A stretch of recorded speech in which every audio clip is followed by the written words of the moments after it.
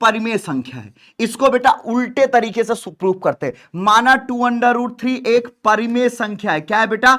परिमेय संख्या है। अंग्रेजी वाले क्या लिखेंगे बेटवा?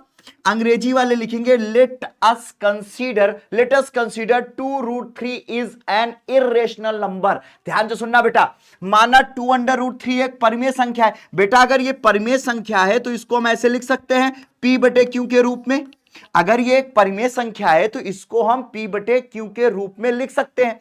अगर मैं इसको P/Q के रूप में कर सकता हूं तो दोनों पक्षों का वर्ग, दोनों पक्षों का क्या करूंगा? वर्ग। दोनों पक्षों का वर्ग, स्क्वायरिंग बोथ साइड। मैंने क्या किया बेटा? दोनों साइड स्क्वायर कर दिया। तो ये कितना हो गया? 2 दूनी का 4 तिहाई 12 और बेटवा ये P²/Q² होगा। रे भैया जल्दी से शेयर करना बेटा, शेयर नहीं रुकना चाहिए। अब देखो ये कितना आ गया? P² बराबर आ गया बेटा 12Q²। यहां तक किसी को कोई दिक्कत या परेशानी हो रही हो तो कमेंट कर दो तुरंत बेटा, जल्दी से कमेंट कर दो। किसी को कोई दिक्कत परेशानी हो रही हो तो जल्दी जल्दी सभी का कमेंट आना बाकी है प्यारे बच्चों, जल्दी से कमेंट करके बताना।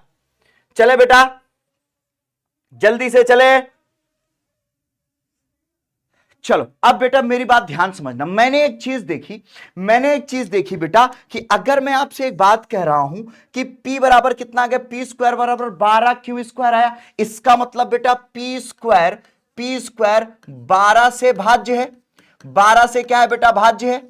12 से भाज्य है कि नहीं? यस या नो कमेंट करो भैया। अगर मैं आपसे कहूं कि x बराबर 4 तो बेटा ये 2 से भी और 4 से भाज्य है, तो बेटा P² 12 से भाज्य हो गया। तो मैंने कहा मैंने एक चीज मान ली, माना P² बराबर 12R। मैंने क्या मान लिया बेटा? P² बराबर 12R।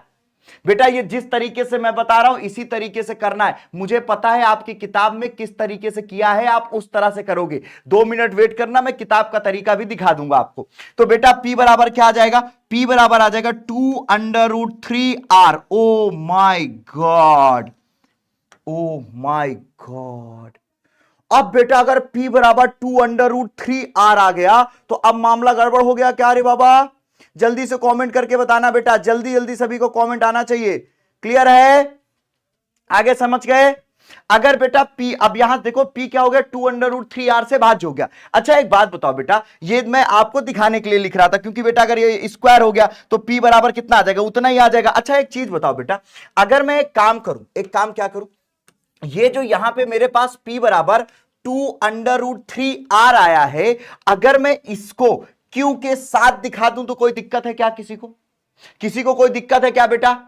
जल्दी से कमेंट करके बताना। अगर मैं बेटा इसी वैल्यू को, ये जो मैंने P बराबर 2 देखो यहां मैंने लिखा कि माना 2√3 एक परिमेय संख्या है, ये मैं परिमेय संख्या मान के चल रहा हूं। अगर मैं इसको परिमेय संख्या मान के चल रहा हूं बेटा, तो एक बात बताओ ये कैसे होगा? ध्यान से सुनना। P² बराबर 2R, तो आप ध्यान से देखो यहां पर से, कहां से देखना है हमको? ये बराबर देखो P बराबर क्या है?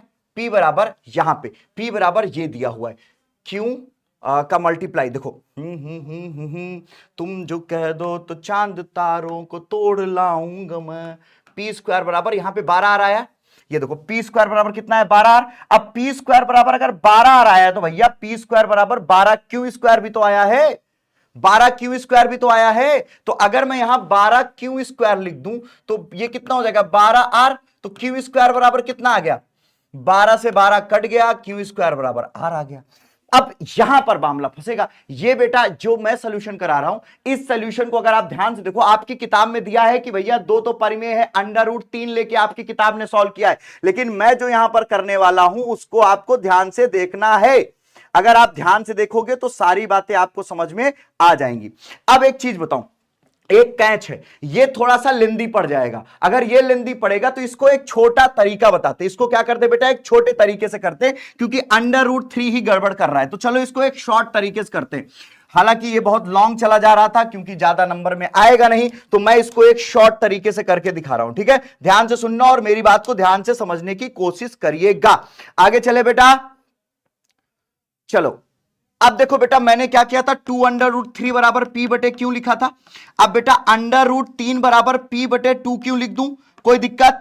√3 बराबर 2 क्यों लिख दूं? कोई दिक्कत, कोई परेशानी हो बताओ? आगे चले। अब मैं बेटा यहां पर कह रहा हूं कि √3 एक परिमेय संख्या, ये लिख दो, √3 एक परिमेय संख्या है। क्या है बेटा? एक परिमेय संख्या है। √3 मैंने यहां पे परिमेय संख्या मान ली। अगर मैं √3 को एक परिमेय संख्या मान के इसको सॉल्व करूं तो कैसे सॉल्व करूंगा बेटा? तो √3 बराबर मैंने मान लिया बेटा a/b, इसको मैंने a/b मान लिया। अब सही है, इसको मैंने क्या कर दिया बेटा? √3 है यहां पे, √3 बराबर बेटा मैंने लिख दिया a/b। अब ये b का यहां गुणा करा दो तो a बराबर क्या हो जाएगा बेटा? √3b आ जाएगा। दोनों पक्षों का वर्ग कर दो तो a² बराबर 3b² आ गया। क्या इसका मतलब क्या हो गया बेटा? इसका मतलब हो गया a² 3 से भाज्य है। a² क्या है बेटा? 3 से भाज्य है। अगर a² 3 से भाज्य है बेटा, सवाल यही कह रहा है कि अगर a² 3 से भाज्य है तो a भी बेटा 3 से भाज्य होगा। तो बेटा a क्या हो जाएगा? a 3 से भाज्य है। a क्या हो जाएगा? 3 से भाज्य है, ऐसा ही लिखेंगे। a क्या मान लू बेटा? 3 से भाज्य है। तो आप एक इस रिलेशन को देखो, a² बराबर 3b² है।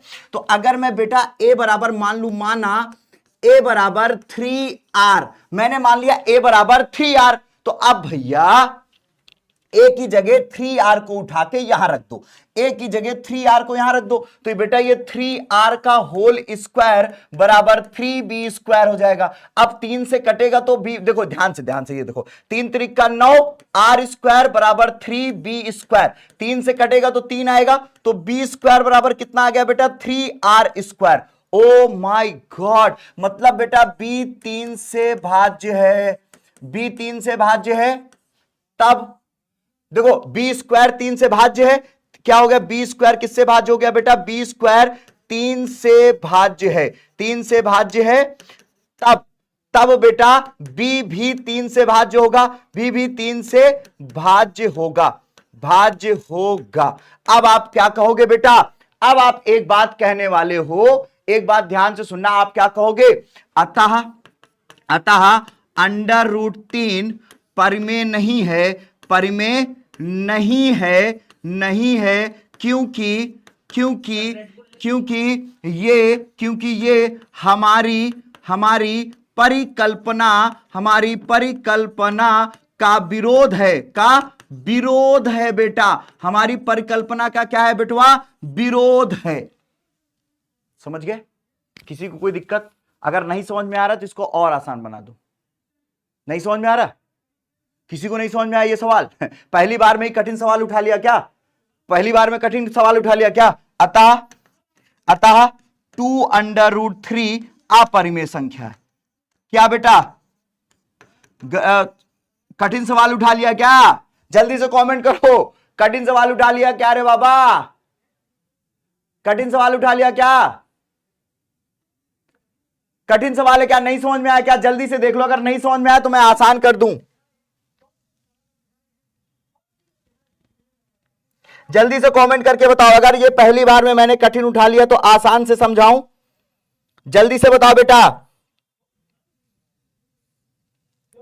जल्दी से कमेंट करके बताओ अगर आपको कोई दिक्कत हो रही है तो जल्दी कमेंट कर दो भैया, समझाऊं? चलो अच्छा, अगर ये आपको नहीं समझ में आया तो परेशान मत हो, मैं एक बात बताता हूं। नहीं समझ में आया थोड़ी देर रुक दो, सेम सवाल मैं ले रहा हूं बेटा। ये √2 अपरिमेय संख्या है, सिद्ध करो। अपरिमेय संख्या है, सिद्ध करो। चलो इसको समझाऊं बेटा, सिद्ध करो, अब समझ में आ जाएगा।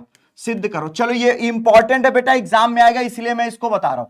इसको करें बेटा, इसको पहले समझ लो, इसके बाद वाला समझ में आ जाएगा। 1 मिनट रुक जाओ, मेरा मेथड अभी समझ में आएगा, चलो पहले देखो इसको कर लेते हैं, ये थोड़ा सा उससे ज्यादा है। चलो एक बार इसको समझ लेते हैं बेटा। मैं आपसे कभी भी बेटा अपरिमेय सिद्ध करने के लिए आ गया सर, कभी भी आपसे अपरिमेय सिद्ध करने के लिए आ जाए बेटा, तो आपको एक काम करना है। क्या करना है? आपको मानना है, क्या करना है? माना √2 परिमेय है बेटा, उल्टा मानो, माना √2 परिमेय संख्या। क्या मानोगे? परिमेय संख्या है। अगर बेटा मैं मान लू √2 परिमेय संख्या है तो बेटा इसको कैसे दिखाना होगा? P बटे Q के रूप में। बेटा मैंने इसको P बटे Q के रूप में दिखा दिया, Q 0 के बराबर नहीं है। अब समझ में आया? अब समझ में आया? एक एक लाइन बताओ, समझ में आया? समझ में आया? अब इतना समझ में आया? जल्दी कमेंट करके बताओ, इतना समझ में आ गया बेटा? इतना तो समझ में आया होगा ना भैया? हाँ, इतना समझ में आया होगा। अगर इतना समझ में आया, दोनों पक्षों का वर्ग क्या करेंगे बेटा? दोनों पक्षों का वर्ग, दोनों पक्षों का वर्ग कर दो। दोनों पक्षों का वर्ग करोगे बेटा तो आप क्या पाओगे? √2 का स्क्वायर 2 और बेटा p स्क्वायर बटे q स्क्वायर। अब ये समझ में आया बेटा? p स्क्वायर बराबर 2q स्क्वायर, समीकरण नंबर 1। ये समझ में आया? ये बता दो, क्या ये समझ में आ गया? अब इतना समझ में आया बेटा? मैंने एक काम किया कि इधर देखो दोनों पक्षों का वर्ग कर दिया तो 2 दूनी, अब देखो ये √2 था तो ये 2 हो गया और ये p स्क्वायर q स्क्वायर हो गया। अब समझ में आ गया? ये जो q था इधर गुणे में ये आ गया। अच्छा एक बात बताओ बेटा, ये p स्क्वायर देखो 2 से कट रहा है क्या? p स्क्वायर 2 से भाज्य है, 2 से भाज्य है बेटा। क्यों भाज्य है? क्योंकि बेटा इसमें 2 का गुणा हुआ है तो p स्क्वायर 2 से भाज्य लिख देंगे। p में देखो इसमें 2 का गुणा है तो p स्क्वायर 2 से भाज्य है। अगर बेटा p स्क्वायर 2 से भाज्य है तो बेटा p भी तो 2 से कटेगा। अगर p स्क्वायर 2 से भाज्य है तब p भी 2 से भाज्य होगा, 2 से भाज्य होगा बेटा। सभी लोग कमेंट करो। अगर बेटा मैं कह रहा हूं p स्क्वायर 2 से कट रहा है तो p भी कटेगा। कमेंट करना बेटवा, बस √3 वाला भी समझा रहा हूं, कटेगा बेटा। अभी 5 मिनट दे दो बेटवा, सबको समझ में आ जाएगा। 5 मिनट दे दो, कसम से सिखा के चला जाऊंगा। इधर अब बेटा p भी 2 से भाज्य होगा। अगर p भी 2 से भाज्य होगा तो बेटा p बराबर 2r मान लूं। भाई देखो p भी अगर 2 से कट रहा है तो p बराबर 2r मान लूं, p बराबर 2r मान लूं। अगर p बराबर 2r मान लिया तो बेटा अब दोनों पक्षों का वर्ग, दोनों पक्षों का वर्ग कर दो। दोनों पक्षों का वर्ग क्या हो जाएगा? दोनों पक्षों का वर्ग अगर हम करेंगे तो बेटा क्या हो जाएगा? p स्क्वायर हो जाएगा बराबर 2 दूनी 4 और ये r स्क्वायर हो गया। समझ गए? अभी नहीं समझ गए? कितना हो जाएगा? p स्क्वायर बराबर 4r स्क्वायर हो जाएगा। आगे चलें। अब मेरी बात ध्यान से सुनना। अब यहां से देखो समीकरण नंबर 1 से p स्क्वायर बराबर 2q स्क्वायर है तो समीकरण 1 से बेटा, समीकरण 1 से इसकी वैल्यू रख दो। p स्क्वायर की जगह 2q स्क्वायर बराबर 4r स्क्वायर कर दो। 2 से 4 कटेगा बेटा तो q स्क्वायर बराबर क्या आ गया? ओ भाई अब देखो बेटा, अब देखो यहां पे देखो p स्क्वायर बराबर 2q स्क्वायर आया था, यहां q स्क्वायर बराबर 2r स्क्वायर आ गया। मतलब बेटा ये है कि q स्क्वायर 2 से भाज्य है। 2 से क्या है बेटा? भाज्य है, भाज्य है। तब बेटा q भी 2 से भाज्य होगा, q भी 2 से भाज्य होगा, भाज्य होगा। समझ गए? क्या होगा बेटा? भाज्य होगा। q भी 2 से भाज्य होगा। अच्छा एक बात बताओ, मैंने क्या मांगना था? मैंने कहा था कि √2 एक परिमेय संख्या है। अगर ये बेटा एक परिमेय संख्या होगी तो p बटे q क्या होगी बेटा? यहां पर p बटे q बेटा को प्राइम है। क्या बेटा? सह अभाज्य। p बटे q क्या है बेटा? सह अभाज्य। ध्यान से, यहां √2 परिमेय संख्या है और यहां पे जो p बटे q है बेटा, ये जो p बटे q है ये सह अभाज्य है। p बटे q क्या माना था बेटा? p बटे q सह अभाज्य संख्या है। क्या बेटा? सह अभाज्य संख्या। सह अभाज्य संख्या क्या होती बेटा? जिनके जो गुणनखंड है वो अलग अलग होते हैं।